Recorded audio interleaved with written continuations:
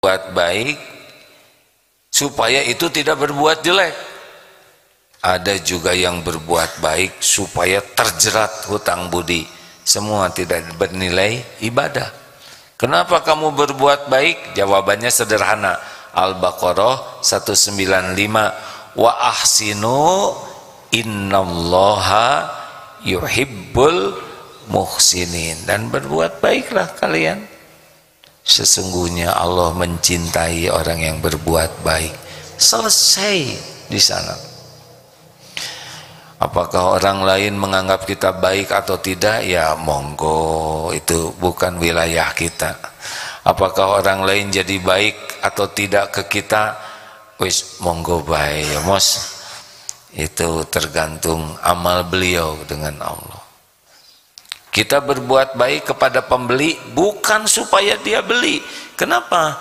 Bapak kok baik sekali kepada para pembeli supaya orang beli? Oh tidak. Saya berbuat baik kepada pembeli karena amal soleh.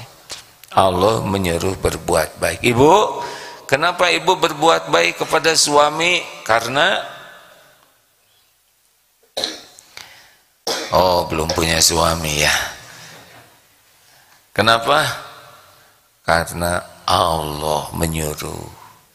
Jadi istri berbuat baik ke suami bukan suami supaya kesengsrem, bukan supaya suami tidak berpaling ke lain hati, bukan supaya suaminya cinta mati. Saya enggak. Kenapa berbuat baik? Karena Allah yang menyuruh. Bapak, kenapa Bapak mati-matian membanting tulang? Karena tukang daging ya. Kenapa menjemput rezeki? Ya karena memang begini. Bukan untuk dikagumi istri, bukan untuk dikagumi anak. Nah, udah nggak ada. Kenapa dakwah pontang-panting? Ya Allah yang menyuruh. Kalau Allah nyuruh ya sudah pasti itu baik. Kalau ikhlas. Nah, ternyata istiqomah ini sangat tergantung dari istiqomahnya hati. Seperti yang tadi dikatakan tadi, tidak harap dan takut kecuali ke Allah. Dan ternyata istiqomahnya hati sangat terbantu oleh istiqomahnya lisan. Ini ada hadis yang juga baru baca ini ya. Diriwayatkan, disebutkan dari Abu Sa'id Al-Khudri. Ini diriwayatkan oleh Imam Tirmizi, derajatnya hasan. Jika anak Adam memasuki pagi hari, nah kayak sekarang nih ya, sesungguhnya semua anggota badannya berkata merendah kepada lisan. Jadi semua anggota tubuh kita ini minta nih kepada lisan kita ini, takwalah kepada Allah di dalam menjaga hak-hak kami. Jika engkau istiqomah, maka kami juga istiqomah. Jika engkau menyimpang dari jalan petunjuk, kami juga menyimpang. Wih, ini penting nih. Jadi anggota tubuh ini minta ke lisan ini, takwalah kepada Allah, takut ke Allah. Kalau kamunya ini baik, nanti ini ikut baik. Kalau ini menyimpang, monyong kamu, kepaksa ini ngegampar, ya kan? Suka ikut ke sini. Maka penting bagi kita untuk serius menjaga lisan kita. Pilihan berbicara, coba kenapa Allah menciptakan lisan? Untuk apa? Untuk bicara salah. Lisan ini untuk bicara baik. Allah menciptakan lisan ini bukan untuk bicara, tapi untuk falyakul khairon, bicara baik. Coba, mengapa Allah menciptakan mata? Benar hadirin, bukan untuk mesum. tapi sering dipakai untuk, nah itu dia masalahnya, kufur nikmat. Apalagi sekarang ada HP, zina saja terus matanya tuh. Padahal setiap kali kita melihat HP, pasti Allah tahu apa yang kita lihat dan pasti ada balasannya. Makanya orang-orang yang diperbudak tayangan tidak baik itu pasti tidak akan merasakan nikmatnya ibadah. Karena nikmatnya ibadah, sini pintunya. Kalau matanya sudah tidak terjaga, repot. Yang matanya suka jelalatan, lihat yang tidak halal, sudah lewat itu. Tidak akan tenang hatinya, maunya maksiat aja. Dan edik tuh jadi ketagihan.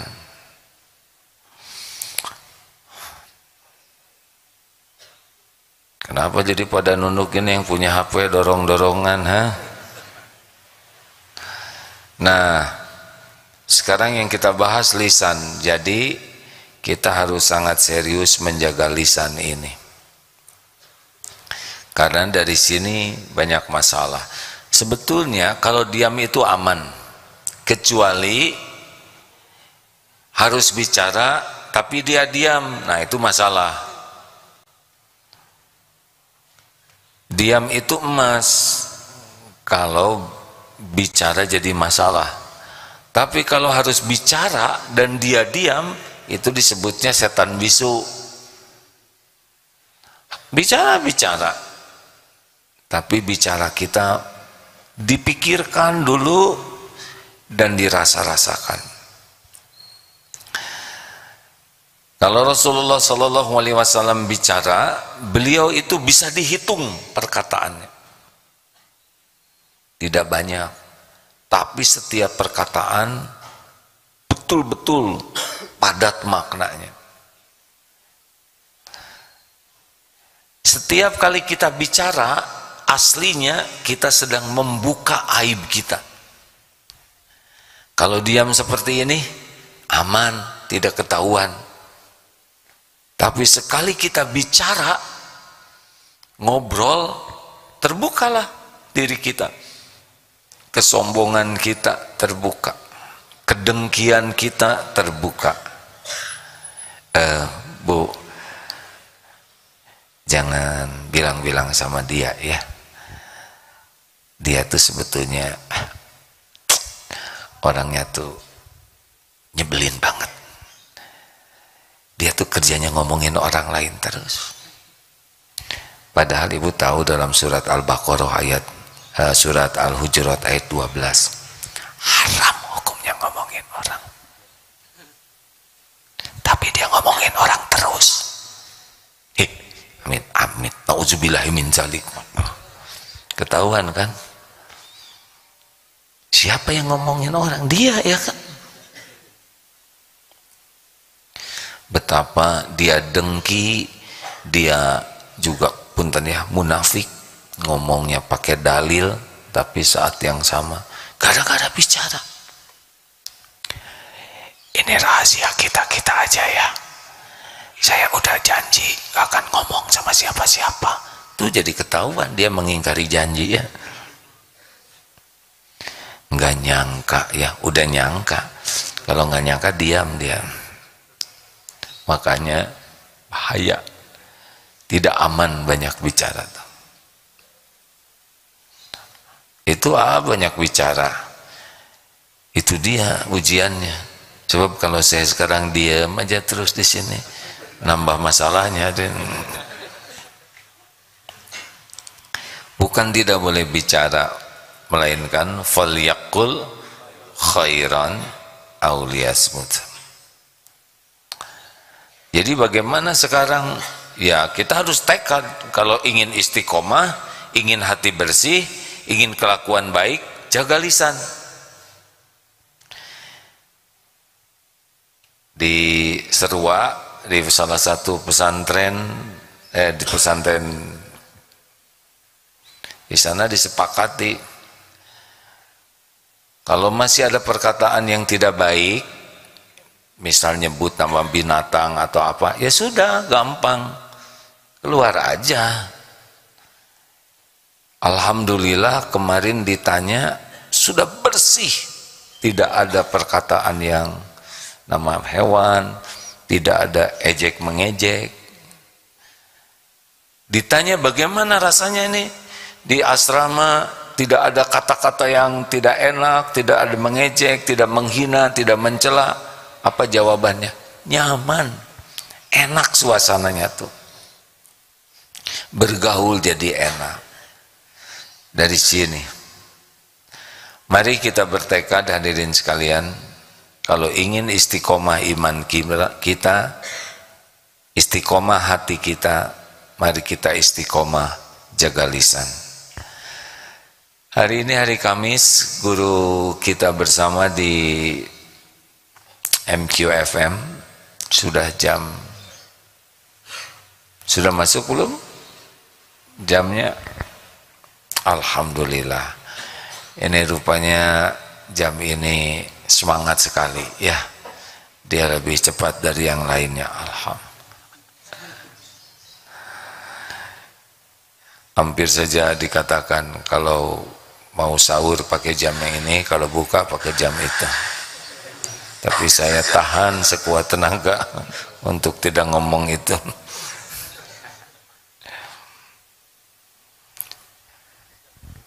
Ya, lanjut ya, bahwa tidak apa-apa dianggap bodoh, tapi pinter, daripada ingin dianggap pinter padahal ketahuan bodohnya. Dari mulut ini jelas sekali nih hadirin, kesombongan, kedengkian, ria, kebusukan hati, suruh bicara saja, jelas itu. Nah, ada beberapa tingkatan. Yang pertama, tingkatan orang yang mulia. Kalau bicara, ciri khasnya adalah yang pertama zikrullah, selalu ke Allah, dan asli ya, bukan menyebut nama Allah untuk acting. Kan ada juga yang subhanallah, subhanallah sambil nggak ingat ke Allahnya, tapi ingin diakui. Bukan seperti itu. Ada yang menyebut nama Allah untuk diakui orang, padahal kita nyebut nama Allah untuk diterima Allah. Ciri selanjutnya adalah kalau bicara amar ma'ruf nahi mungkar, ngajak orang kepada kebaikan dan mengingatkan orang dari keburukan. Kalau bicara, ciri yang ketiganya adalah solusi. Jadi bukan sibuk mempermasalahkan masalah. Itu diantara ciri-cirinya. Ilmu yang manfaat, ngajak orang bersedekah, mendamaikan orang. Ciri khas orang-orang yang baik lisannya itu zikrullah, amar ma'ruf nahi mungkar, dan diantaranya dijabarkannya seperti itu. Ciri yang kedua adalah orang yang biasa-biasa, yang kurang bagus, biasa-biasa, yaitu banyak sia-sianya, ngobrolin segala yang dia lihat, dia dengar. Cukuplah dikatakan sebagai pendusta kalau orang selalu berkata apa yang dia dengar. Cukuplah dikatakan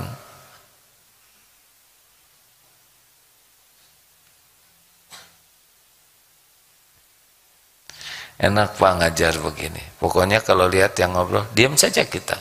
Nanti yang ngobrol pasti gitu.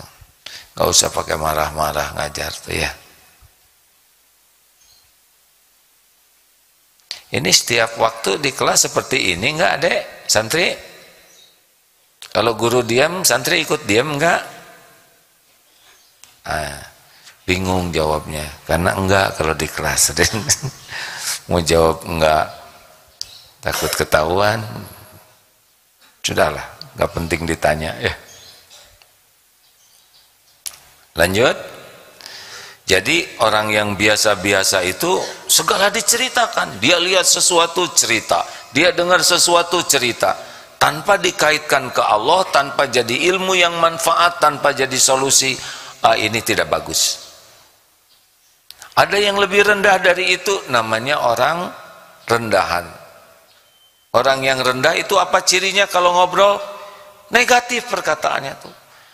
Buruk sangka, mencela, menghina, ngerasul, capek. Jauh pisan dari Banyumas ke sini. Lah emang ada Banyumas yang dekat dengan Bandung? Pegel, ya emang begitu kalau naik bis jauh, ya nggak usah diceritakan, karena semuanya juga pegel. Indonesia ini sekarang kacau, lah ngomong seperti itu tidak menyelesaikan masalah. Ada orang yang celetuk-celetuknya tuh jelek, negatif, menghina, mengejek, meremehkan, mengeluh. Ini kelompok orang rendahan.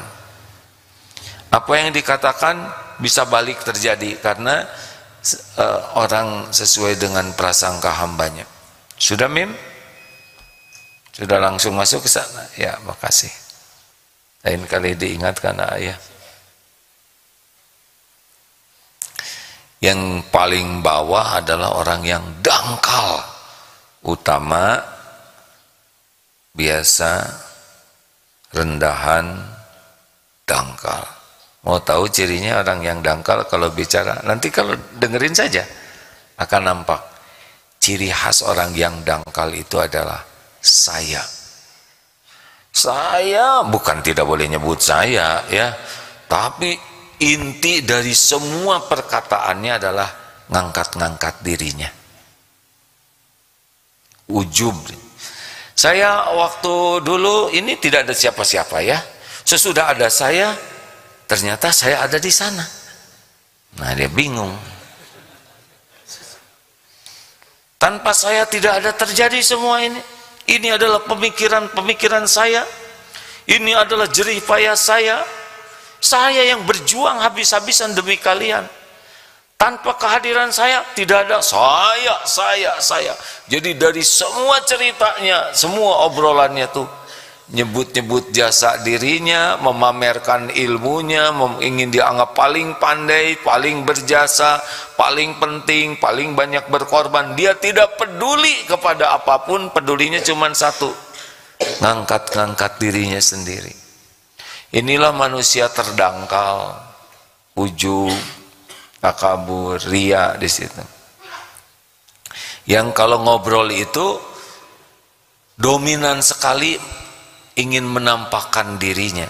Dia nggak peduli tentang kebaikan orang lain atau bagaimanapun. Yang dipikirnya satu saja, kalau ngobrol dia akan cerita apapun, dan hampir dapat dipastikan orang yang banyak menyebut dirinya dengan sengaja itu bohong, ditambah-tambah, di upgrade.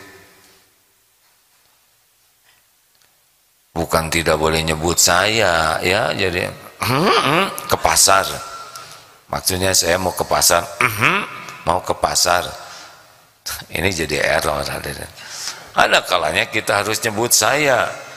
Ini HP siapa, ya? Nah, itu penyakit baru, ya. Menyebut saya dengan wajar, proporsional, tidak ada niat ujub, ya itu tidak masalah sama sekali. Tapi kalau saya, gue, ogut, nah, ana, terus hati-hati. Kita tidak usah menilai orang lain, tapi kalau kita bicara ya seperti itulah, akan tampak siapa diri kita. Pernah katanya suatu saat ada rombongan pelatihan, atasan mengirim karyawan pelatihan, dapat pelajaran ini tentang bahaya lisan. Pulang karyawan, atasannya nggak ikut latihan. Pas sampai pulang, bagaimana kalian ikut pelatihan di sana? Manfaatkan? Tahu tidak, pelatihan ini ide saya. Saya yang punya ide gagasan, dan saya pula yang mengeluarkan anggaran. Aduh, jadi ketahuan ini, bosnya jadi dangkal. Makanya kalau mau pelatihan, bagusnya bosnya dulu supaya ilmunya sama. Jangan sampai sesudah pelatihan bosnya jadi turun peringkatnya karena ketahuan bahwa bicara sibuk memuji diri itu adalah peringkat terendah. Kan begitu, Firaun begitu, selalu menyebut dirinya. Iblis juga begitu.